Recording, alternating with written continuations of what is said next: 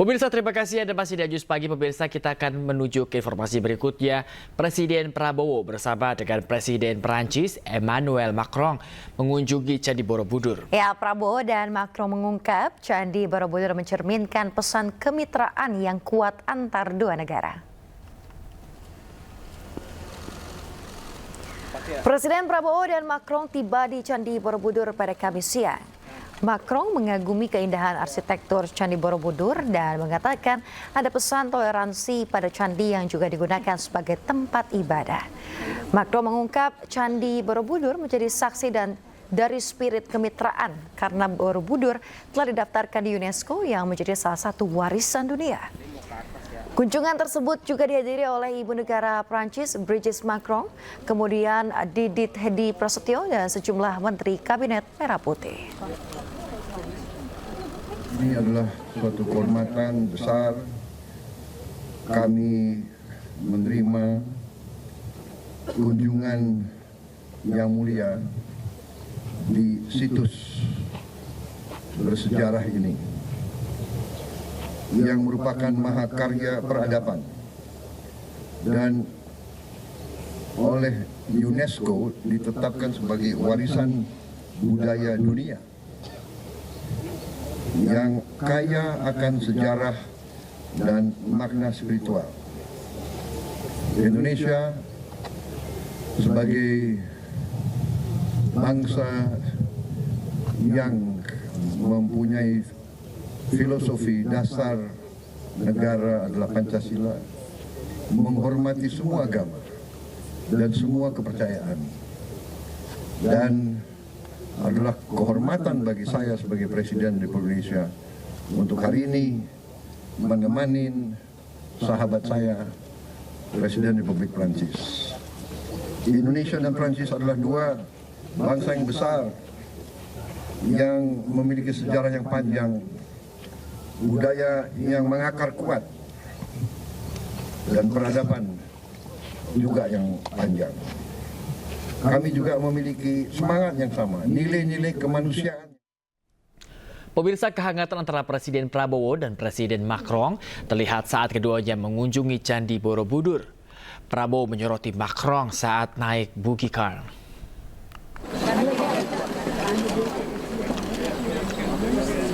Presiden Prabowo dan Presiden Macron mengunjungi Candi Borobudur di Magelang, Jawa Tengah. Prabowo menyopiri Macron dan istrinya Brigitte dari pelataran candi hingga ke tangga untuk naik ke atas candi. Prabowo duduk di kursi sopir, didampingi Macron yang duduk di sebelahnya. Kemudian di kursi belakang buggy ada Brigitte Macron dan Didit Hedi Prasetyo. Sesampai di tangga candi, mereka naik ke atas candi bersama dengan para delegasi kedua negara.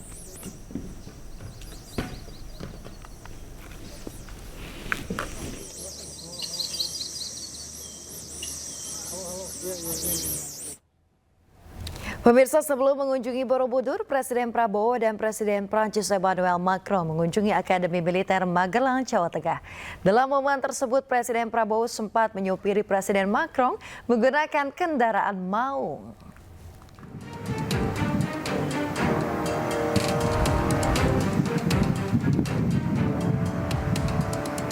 Presiden Prabowo dan Presiden Prancis Emmanuel Macron tiba di Akademi Militer Magelang, Jawa Tengah pada Kamis siang sekitar jam 11.40 waktu Indonesia Barat.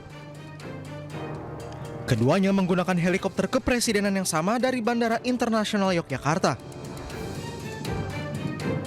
Tidak lama berselang, Prabowo kemudian menyopiri Macron menuju Gedung Geraha Utama Akmil menggunakan maung. Pelajar sekolah dasar dan sekolah menengah pertama ikut menyambut kedatangan Presiden Prabowo Subianto dan Presiden Prancis Emmanuel Macron.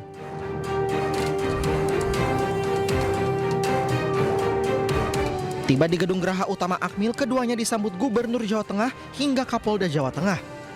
Di dalam Gedung Geraha, Macron sempat berkeliling untuk melihat-lihat seisi gedung.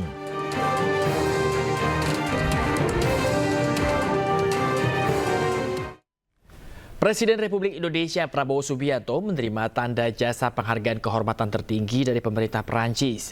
Momen penyematan tanda jasa itu dilakukan dalam upacara penyambutan Macron di Akademi Militer Magelang, Jawa Tengah.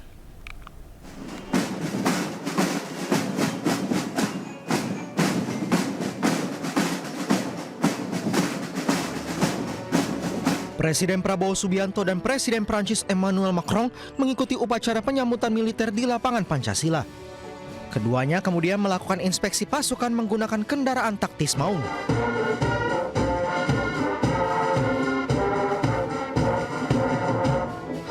Kemudian dilanjutkan dengan penyematan tanda jasa kehormatan Grand Cross of the Legion of Honor dari pemerintah Prancis. Penganugerahan tanda jasa dari pemerintah Republik Prancis, penghargaan kehormatan tertinggi, Grand Cross of the Legion of Honor.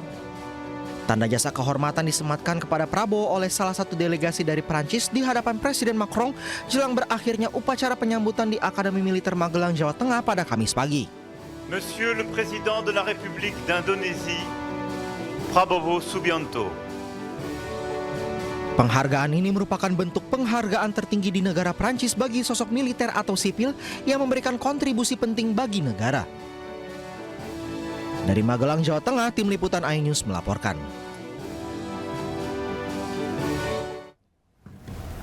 Pemirsa, dalam kunjungan Presiden Emmanuel Macron ke Indonesia, salah satu yang menarik perhatian ialah kehadiran Ibu Negara Perancis Brigitte Macron. Di balik penampilannya yang elegan, siapakah sosok Brigitte sesungguhnya? Berikut informasinya untuk Anda.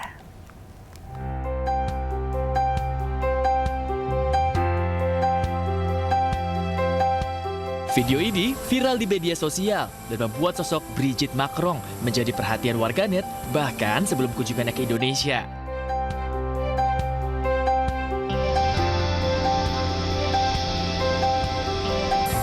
Sosok Brigitte memang kerap menjadi perbincangan karena usianya yang terpaut jauh dengan Presiden ke-8 era Republik Prancis itu. Wanita dengan nama lengkap Brigitte Marie-Claude Macron lahir di Amiens, Prancis pada 13 April 1953. Perbedaan usianya dengan Emmanuel mencapai 25 tahun. Pertemuan keduanya pertama kali terjadi pada saat Macron berumur 15 tahun. Saat itu Brigitte masih berkarir sebagai guru sastra dan bahasa Latin, di mana Macron merupakan muridnya. Cinta mereka yang kontroversial terus berlanjut, hingga keduanya menikah di tahun 2007, usai Brigitte bercerai dari suami pertamanya, André Louis Augier. Dengan usia yang jauh lebih dewasa dari Macron, membuat Brigitte aktif menjadi penasihat Macron, baik dalam berkarir politik maupun kehidupan pribadi. Setia mendampingi sang suami, First Lady dari negara dengan ibu kota mode dunia ini pun kerap tampil dengan gaya yang modis, elegan, dan très chic.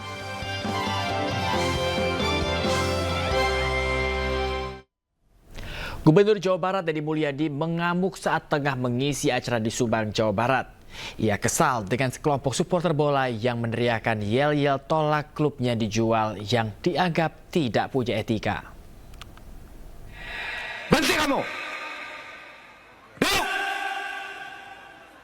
Ini bukan forum Persikan, ini forum saya.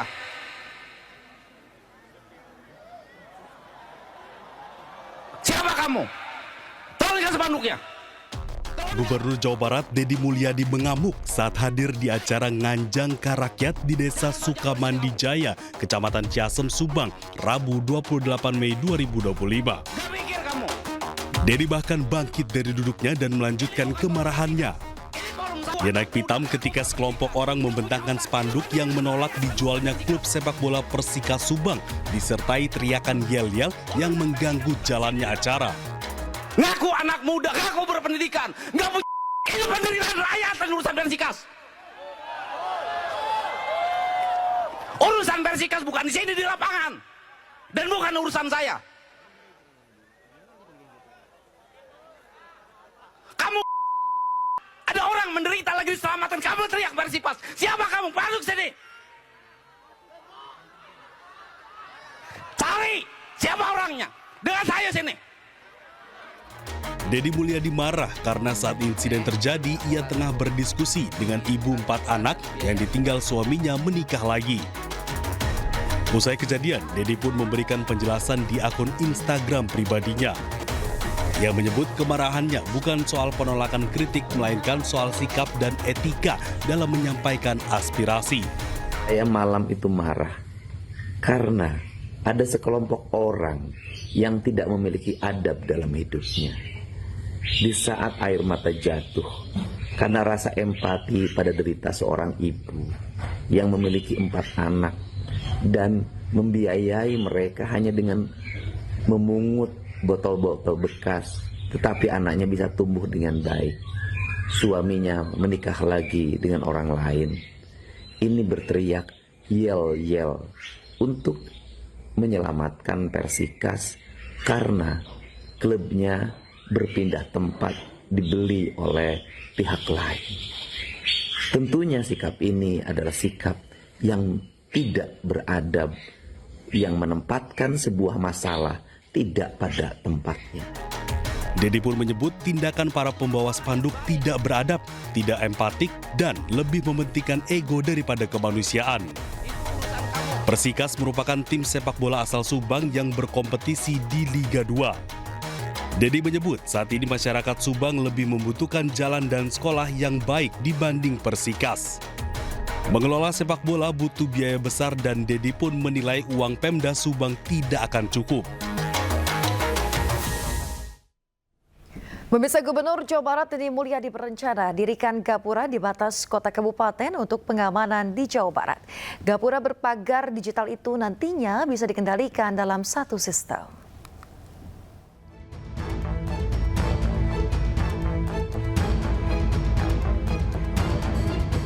Gubernur Jawa Barat Dedi Mulyadi berupaya menurunkan angka kejahatan di Jawa Barat. Kedepan Dedi Mulyadi berencana memasang gapura di setiap perbatasan kabupaten yang dilengkapi dengan teknologi digital.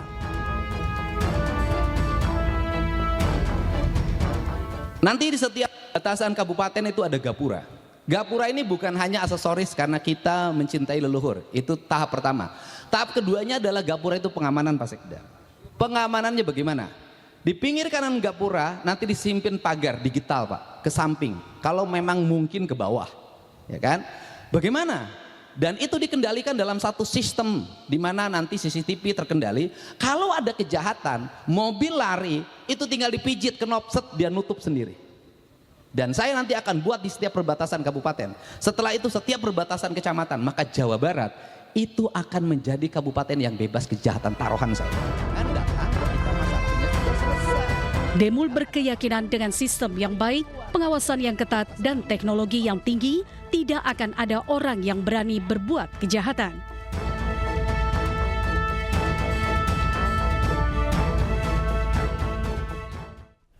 Tingkat kepuasan warga terhadap kepemimpinan Gubernur Jawa Barat Dedi Mulyadi ternyata tidak berbanding lurus dengan tingkat kepuasan terhadap kinerja pemerintah Provinsi Jawa Barat di berbagai bidang. Berdasarkan hasil survei yang dilakukan Indikator Politik Indonesia, tingkat kepuasan warga terhadap Dedi Mulyadi mencapai 94,7%. Sementara terhadap Wakil Gubernur Erwan Setiawan sebesar 61,3%.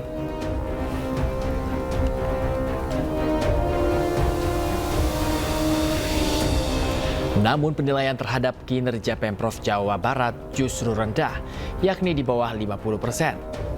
Di Jawa Barat terdapat beberapa poin yang kurang meyakinkan evaluasi publiknya, yakni masalah kemiskinan 42%, masalah kemudahan akses permodalan 43%, pembinaan koperasi 43%, dan peningkatan kualitas tenaga kerja 47%.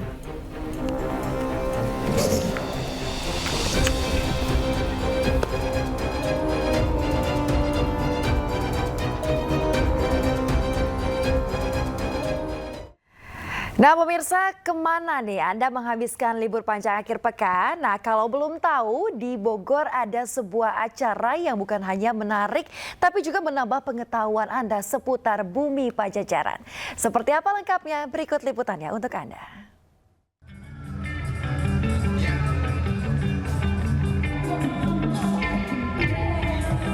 Pemirsa tahu nggak? Kalau Bogor yang biasa dijuluki kota hujan, dulunya bernama Pakuan Pajajaran.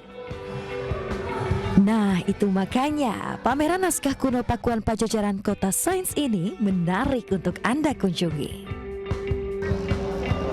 Dalam pameran ini, ragam kisah asal mula Bogor terbentuk diceritakan. Mulai dari bagaimana Raja Tarusbawo memilih wilayahnya hingga menjadi pusat ilmu pengetahuan. Bukti pesatnya pengetahuan di Pakuan Pajajaran ini tergambar dalam kisah Bujangga Manik yang juga dihadirkan dalam pameran.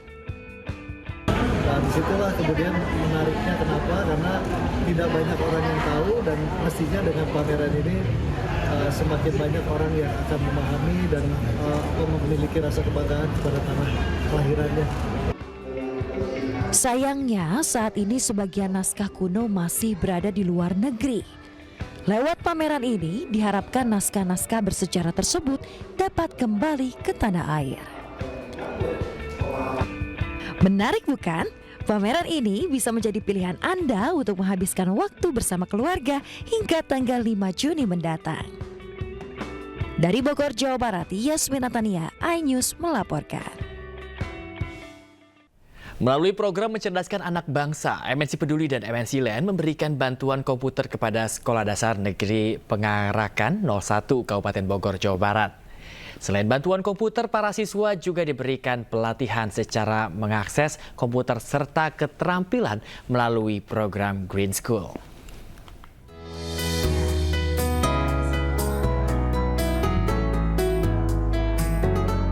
MNC Peduli dan MNC Land terus menunjukkan komitmennya dalam memajukan dunia pendidikan di tanah air. Salah satunya dengan bantuan komputer yang diserahkan kepada SDN Pangarakan 01 yang berada di kawasan ekonomi khusus MNC Ledo City, Cigombong, Kabupaten Bogor, Jawa Barat. Para siswa juga diberikan pelatihan menggunakan komputer, serta mencari referensi pembuatan ekoprint oleh tim MNC Peduli dan MNC Land yang hadir di lokasi. Pertama itu siapin kain sama plastik dan palu, terus kain, dawet, tadi ditumpuk sama plastik, tadi pupuk-pupuk. Oh gitu, itu materi dapat dari mana? Komputer. Oh, komputer yang di sekolah? Iya.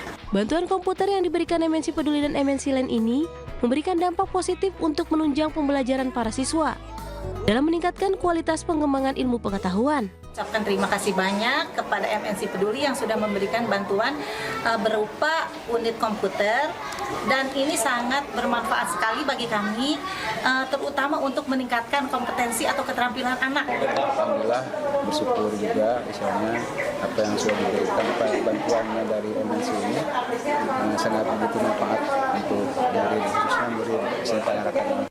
Program MNC Peduli dan MNC Land ini menunjukkan penggunaan teknologi dapat meningkatkan kreativitas para siswa, serta pengembangan keterampilan motorik. Dari Bogor, Jawa Barat, Andi Firmansyah, iNews melaporkan.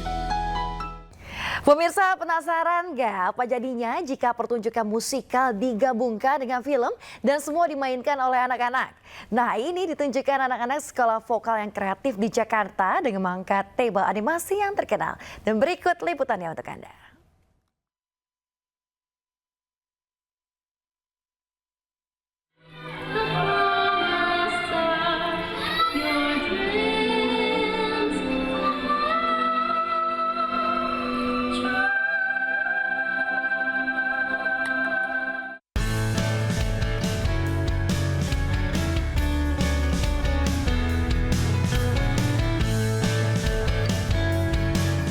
Sebuah sekolah vokal di kawasan Kebayoran Baru Jalan Radio 4 Jakarta menggelar pertunjukan musikal dalam bentuk film.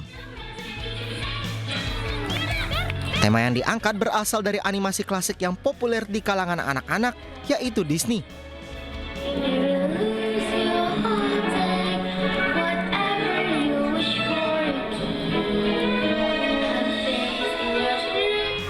Tema animasi Disney dipilih berdasarkan keinginan dari para murid.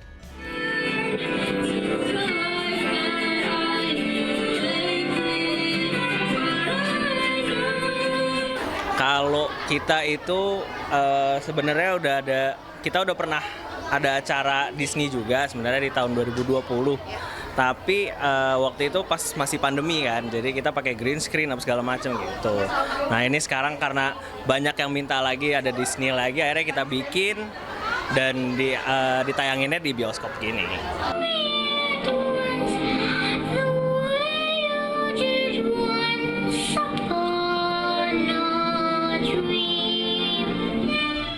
Para pemeran dipilih melalui proses audisi internal sejak Januari 2025.